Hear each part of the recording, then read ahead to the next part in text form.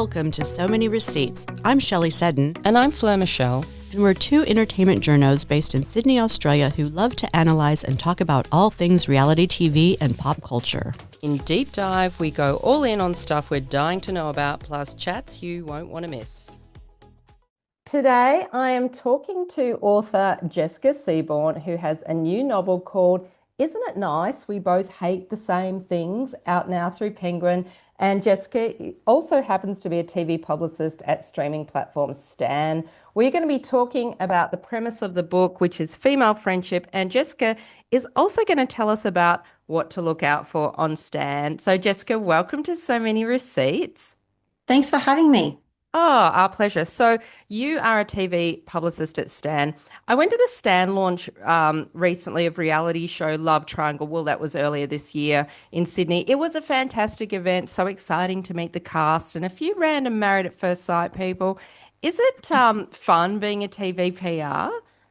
It is. I really enjoy it. Before I worked at Stan, I was at SBS, and then before that, I was a book publicist. So I've been in television and film on PR for about 7 years now, and I do really love it. And I love that it's different every day and that you get to work on very different shows. So it could be, a film one day, or it could be a television show the next year, and it could be reality, like you said, or it could be drama, but also could be events. We do events, we do, red carpet events and premieres and things like that. So yeah, it's just a very versatile, very different job, and I think it's a lot of fun. And you were just at the Logies, you were telling me.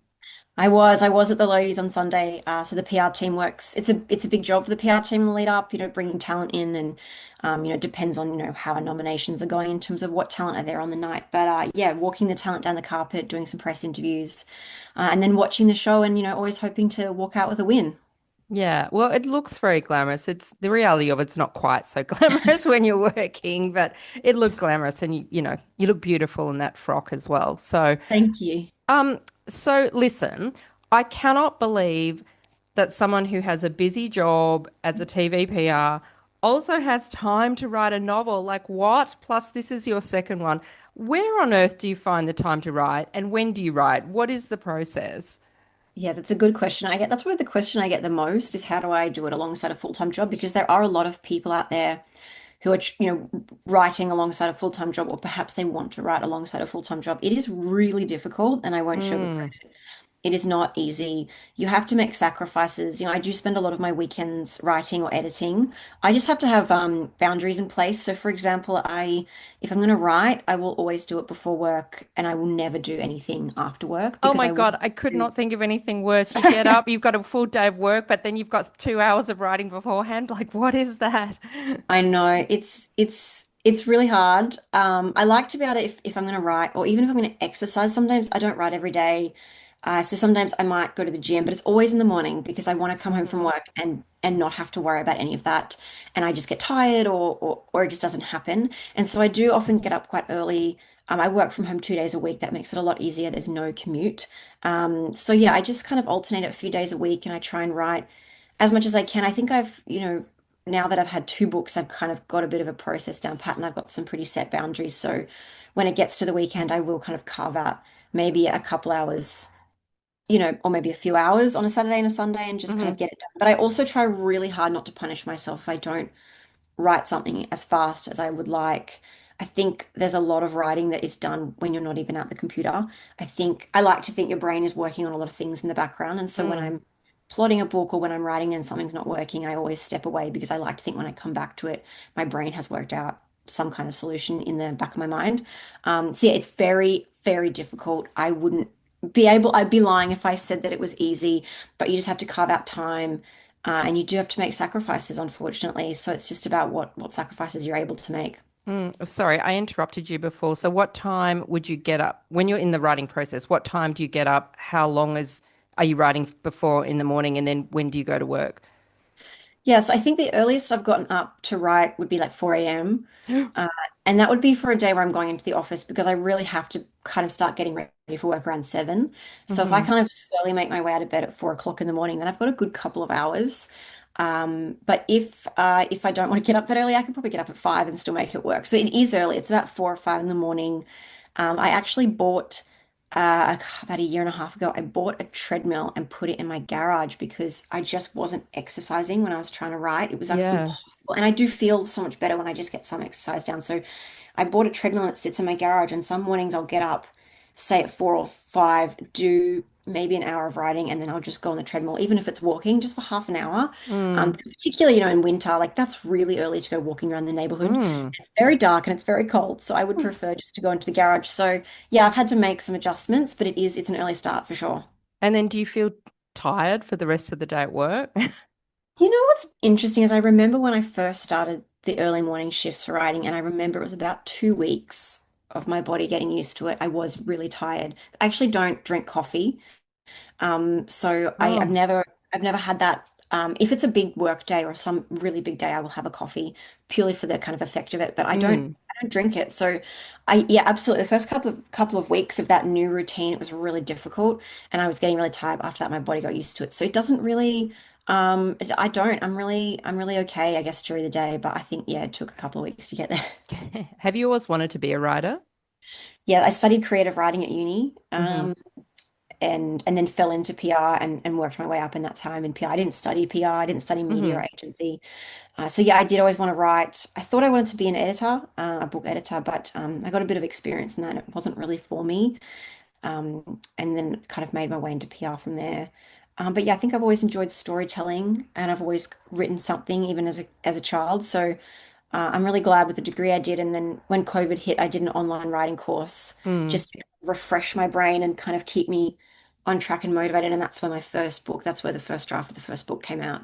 Yeah, yeah. So onto the subject of this book, which isn't it nice? We both hate the same things. This is a fiction novel about the character of Charlie, who is in her early 30s working as a radio producer. She splits up from her husband. The friends all side with the husband, and she's suddenly without friends. And then she struggles to make new friends and find her tribe.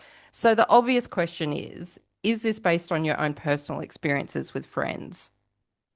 There is a lot of fiction to it, and there is a lot of reality to it. I moved to Sydney when I was 21, and so my main character, Charlie, the book actually never says where it's set. Hmm. In my mind, it's Sydney, but it never actually says it. Uh, and she is not from where she lives, and her mum is, and her sister live elsewhere. So the only friends that she's really had are the mutuals of her and her husband. And I moved to Sydney when I was 21, so I really relate to being in a new city and struggling to meet new people, or meeting new people, but it just doesn't form lasting layered friendships. So Mm. that's definitely it. I did a lot of research. I knew I wanted to write about female adult friendships. Sorry, I knew I wanted to write about how difficult it is to make new friends, and I did a lot of research. And there's really two main reasons why someone decides that they need new friends. And one of them is when you move to a new city or a new country or somewhere. And so I really related to that. The other one is when you end a long-term relationship. I have never ended a long-term, I've ended relationships, but I've never ended a long-term one. Hmm. But even a short-term relationship, you do lose the mutuals. Absolutely. They usually just kind of gravitate back towards whoever they knew first. So you do lose some friends that way. And so there's definitely some reality that fed into that. I'm really lucky. I've been in Sydney 11 years now, and I've got great friends from different areas of my life. A lot of it's work, Mm. different jobs I've had, but it took time, and it was really lonely. And then COVID hit, and we were all inside our houses, Mm. and I didn't see friends for so long, and I didn't see my family. My family live in Brisbane, and the borders with Queensland was so strict that for a long time I didn't see my family, and so yeah, it was really lonely, and can be very hard to meet new people. You just have to be comfortable with being uncomfortable and putting yourself out there and making sometimes it's a lot of effort, but it's worth it in the end if you can make some really great friends. Yeah, I mean, I can really relate to that too because I've been in the media for decades, but I'm not from Sydney either. I'm from Perth actually, and I moved here in my late 20s, and I fell into women's magazines, and I had a pattern of really being attracted to British people at one point. Like there was a lot of really fun, savvy British women working in media and magazines, and we all got along like a house on fire. But then they They kept go back. leaving to go back to the UK. And I just got to a point of thinking, wow, I'm not, sounds awful, but you kind of think, I don't know whether it's worth investing in this friendship, even if I really like you, because then you're eventually going to go home and I'm probably never going to see you again. It is like something that happens in a big city like Sydney, where the population can be quite transient. But I've got great friends now. I'm a mom. I've got made a lot of friends through my kids' kind of school groups, that kind of thing. So why did you want to write about the subject of basically female friendship? When I wrote my first one, I started with, I had written manuscripts before that I had, finished and edited, and I never really felt passionate enough about them to pursue even trying to get them published. I always would ask myself, is this the best thing I can write at this point in my life? And the answer was always no, and I couldn't work out why. And then with my first book, I wanted to explore that period where you're approaching 30 as a woman. And I think it can be really influenced by the biological clock. And it does, I think, prompt some women to really take stock of their life. And particularly when it comes to relationships, maybe worry about what they've achieved, their relationship or, wanting children or their career and how their finances are set. And so I felt really passionate about that time because I started writing it when I was 27 and I was looking around and I was seeing a lot of friends really lying on social media. Their lives were amazing and perfect, and then they were Mm, splitting from their long-term partners, or mm, they were getting yeah. divorced. I think late 20s is when you see the first wave of the divorces. Um, Mm, and then other women just really worrying about hitting 30 and not having met someone and the timeline for kids. And if I don't meet someone, it'll be and so there was this really beautiful time that I really wanted to explore. And that's what kept me going with the book. And that's why I felt like it was the best thing I could write at that point because I was so passionate about exploring this particular part of maybe society or age or something like that. And so when it came to my second book, I knew I needed to do that again. I said, what am I interested in writing about for a woman, late 20s, early to mid late 30s? Like, what is it about that time, something about that time period that is really interesting to me? And I remember I was at a craft beer festival with a group of friends and I was talking to another woman, and she's not from Sydney either. And we'd only ever hung out as a group. And she's like, why do we only hang out as a group? Like, we could hang out one on one. mm, Why? And then we kind of went on this tangent of why is it so hard to make friends? Like, maybe it's because we're not from Sydney. And then it just kind of, I remember it clicked. I remember the exact moment I was like, that's what my second book is going to be about because it is something that I could really relate to. But I really think a lot of people can relate to it. mm. Whether you're from Sydney or not, whether you're from where you live or not, like trying to make new friends because you just do outgrow people. And so you lose friends along the way. And if you don't replenish that, it's a terrible word to say, talk about friendships. But if you don't meet new people, you kind of end up with quite a small circle and maybe they're not the right people. So I just find it really fascinating. And I think there's a beautiful thing to explore there. And I just think people would gonna be able to relate to it. Yeah, I mean, it kind of reminds me almost of it's quite a well-known Seinfeld episode where I think Jerry or someone says, by the time you're in your 40s, the friendship circle's closed. You're not auditioning anymore. It's already the pattern's already, the group's already been set. Look, I think it's a fascinating premise for a book because I am reading so much about people struggling to find friends, and there's always so much written about finding love and advice about that. But not so much friends. And yet there is actually a bit of a loneliness epidemic. And it's not just old people, because I think we think, oh, it's lonely old people, but it's actually amongst young people too. I've seen things on TikTok and social media where people have done posts about, I've literally got one friend, or I've just got my boyfriend and my dog, and that's it. And they are turning to apps to find friends. You can now find friends through that. Um, so why do you think in particular it's challenging in your 30s to find friends? Because what I found was by the time I moved over here, a lot of people in their 20s that had been living here kind of already did have the established groups. But so I was kind of in the next wave of the next generation, just trying to eke my way in. What is it about the 30s? I sometimes wonder if it's just about timelines. Like, if your friends maybe have progressed in life. And when I say progressed, I mean, maybe marriage and family at a different rate to you. Sometimes it can just feel not that you're not going to be friends anymore, but your friendship changes. You maybe don't see them as often, even though you both really want to. And it can just be a little harder. And so you see them a bit less and less. And so you have more time and than maybe you had before. But I think I know myself the most and the best now than I did in my 20s. Like I really didn't know who I was in my 20s, and I think that's a great thing.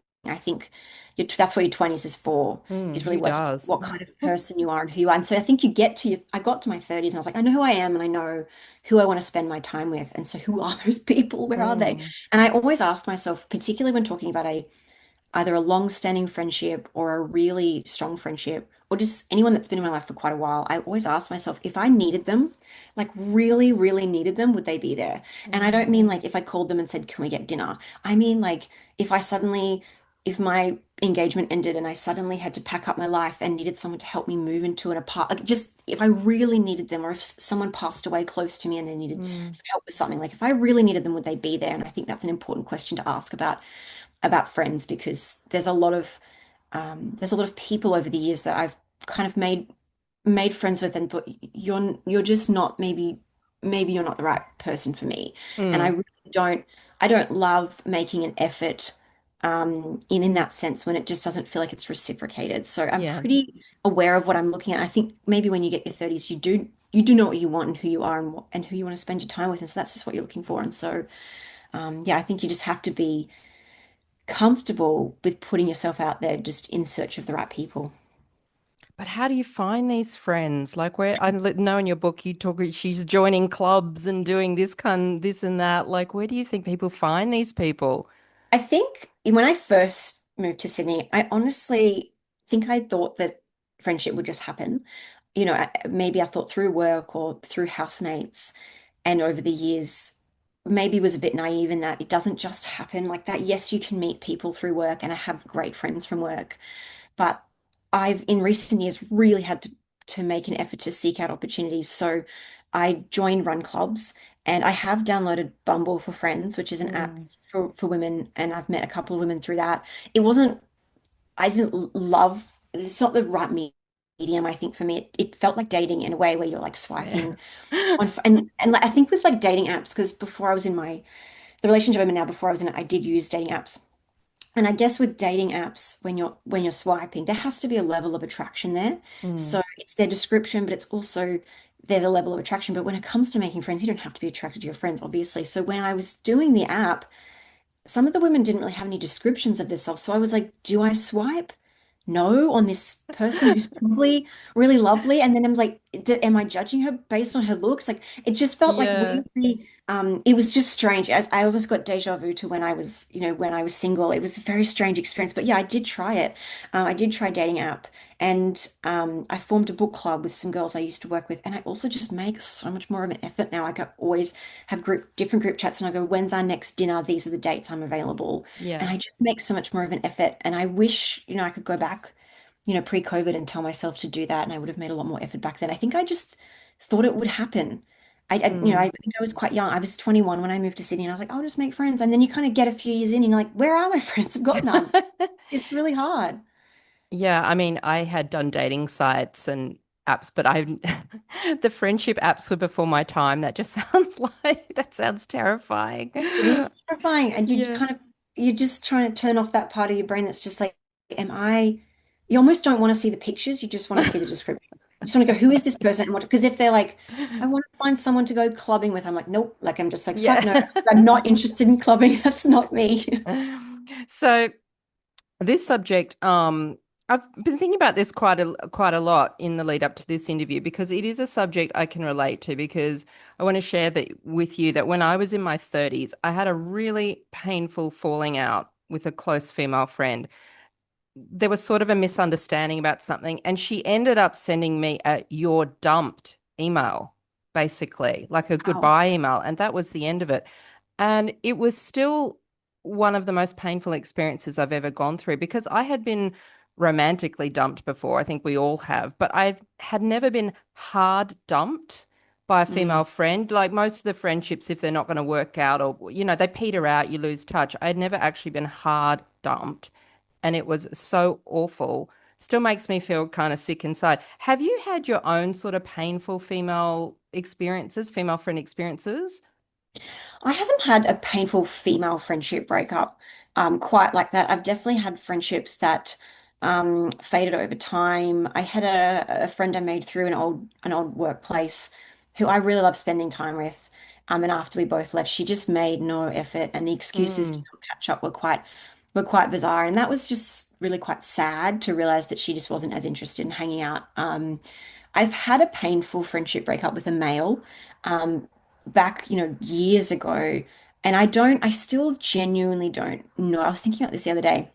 I still genuinely don't know what happened. Mm. We were very good friends, purely platonic, really great, great friends. And then, kind of seemingly overnight, just blocked me on all forms of social media. Oh, I've never heard from them again. gosh. They even blocked me on LinkedIn, which I didn't know was a thing. But yeah, genuinely, I didn't know that was a thing. genuinely hand on heart. And I've never had the balls to reach out. It's been too long Mm. now. Yeah. I've never had the balls to reach out and go, like, why? Mm. And I think maybe I was always kind of scared of what maybe I said something or Of I'm hearing a the very honest reasons. Yeah. I'm a very honest person and I've always given my opinion freely. So maybe I said something about someone that I don't Mm. know. I genuinely don't know. But you know what? Over the years, I think about it actually regularly. Like Mm. I've Yeah, I never do thought too about, with mine. Yeah. yeah, It's I've funny never how thought much about, it comes back. I think, you know what I think it is? I think because in a way it's just like a really cruel thing. It's very Mm. cruel and it's very unexpected. And I think we're not used to it. I've never really dwelled on any past relationships, but I dwell on that friendship a lot. Uh, Yeah. Yeah. Yeah. I can understand that. I mean, I think the more typical scenario is what you were saying, the fade away, the yes. slow fade away. That does seem to be quite a regular theme with everyone. And I've kind of thought that, you know what, there are some people who are kind of like event catch-up organizers, they're natural, and then other people are responders. I'm Mm. actually more of an organizer. Um, I didn't always, it doesn't really come naturally, to be honest, but I've kind of got to the point of thinking if I don't organize these catch ups, no one is. And people do respond. People love coming along, and then you hear nothing. And so it's up to Mm. you to do the next one. And you're kind of like, oh God, like if I wasn't reaching out, would you ever reach out? But I've just got to the stage of thinking that's just what it takes sometimes to keep something going. It is aggravating if you're always the organizer. But since I Yeah, I accepted am. that, it's kind of been a bit easier because I don't have the same. Obviously, it's easy when it's equal, but sometimes it's not equal, and if you accept that, sometimes it's okay. Yeah, I used for years I was the responder, and that's Mhm. probably another reason why I thought friendships would happen and they're not. They weren't. Mm. I'm now a lot more actively in the last couple of years. I think Yeah. coming out of COVID, I really missed people during Hmm. COVID, maybe more than I realized I would, and not just family, but friends as well. And so coming out of COVID, I was like, I have almost turned myself into the initiator and the organizer, and the person to reach out and go. I mean, look, sometimes I go through waves. So I'm busy at work, for example, where I'm the responder again, but I really do try and organize catch-ups if I can and check in Mm. with people and ask how they're going. I can be pretty atrocious at replying to messages sometimes, and I know I try really, really hard to kind of keep up to contact. But the people that I want to, right? Like I make the effort with the people who I think are, quality, great friends. Yeah. So yeah. Yeah. So, what does the character Charlie learn about friendships along the way? I think, it's about, to me, it's about quality, not quantity, and that's what I wanted to kind of come through with her journey in the book. I I also I have this theory in my person. I have this theory that people who are really, really busy or want to be really, really busy, so their job, but also their social life and all these hobbies, and they're never at home and they're, out at the bars, or people that keep themselves busy potentially are maybe distracting themselves if there's something in their life that's not working or they haven't quite accepted yet. And I think that's how I wanted to approach with Charlie. She keeps herself busy with this marriage that really wasn't right for her and these friends who aren't that great. And she keeps herself busy. And when that all crumbles, she then spends all her time trying to meet new people. And to be honest, she's just distracting herself from what she hasn't processed in her personal life. So I think she needs to accept that you know, a small number of friends is perfectly fine as long as they're quality. And it's not about the Mm. number of people around you, but it's about who is around you. And so I think that's what she needs to learn in the book. And that's something that's come from me as well. It's something that I've learned over the years as well. Yeah. And finally, back to TV PR, what shows are coming out on Stan that we should be looking out for? Well, it depends what you're into, but we have Outlander Blood of My Blood, which is the prequel to Outlander. That is incredible. So that's coming out this month, which is really exciting. I've been working as a publicist on a show called Twisted Metal, which is like a comedy kind of drama show based on a PlayStation game. So that is really fun. It Mm. has Anthony Mackie in its second season just launched. So yeah, those are the kind of couple of shows that I would recommend. But also just like Hacks, if anyone hasn't seen it, with Gene Smart, is Oh, yeah. incredible. Mm. That's a really, really fun show. But the great thing I love about Stan, and you look, it's the reason I'm still there. I've been there 4 years, is they just do amazing things for the Australian film and television industry because of how much they commission. There's a Mm. lot of productions that they greenlight, and that's a lot of jobs. It's a lot of work for the actors and the writers and the producers and all the people, the hundreds of people that work on a film set and a television set, and Stan's supporting that. So I think what they do for the screen industry is amazing, and I feel really invested in that as a worker, as a staff member, and that's why I'm still there. I want a job where I feel challenged, but also where I really believe in the company. I think Stan does great work. Mm. So, Jessica, it's been so great chatting to you. Thank you for coming on so many receipts. Thank you for having me. Oh, no worries. And quickly, do you have a third book in you? Are you already working on it? I am working on something. I'm about 40,000 words into something. I've plotted it out as I'm writing it. It's there's some things that are working and not working, so I think it's gonna be a bit of an edit job, but I'm just slowly making my way through something now for a third book, hopefully, fingers You don't crossed. want to have a break? You kind of do have to overlap it a bit in order to have, if you want a book out every 2 years, but I'm just taking it slow. The last book I was on quite a deadline for, and I had just kind of smashed through it pretty Yeah. quickly. It was really, really difficult. So this one I'm just taking it slow, and I really enjoy it though. Like to me it's not work. It's so much fun. It's a creative outlet. So yeah, I'm excited. Hopefully one day that'll be on shelves. Oh, well, I admire the hustle and the commitment and the dedication and everything else. And isn't it nice? We both hate the same things by Jessica Seaborn is out now through Penguin.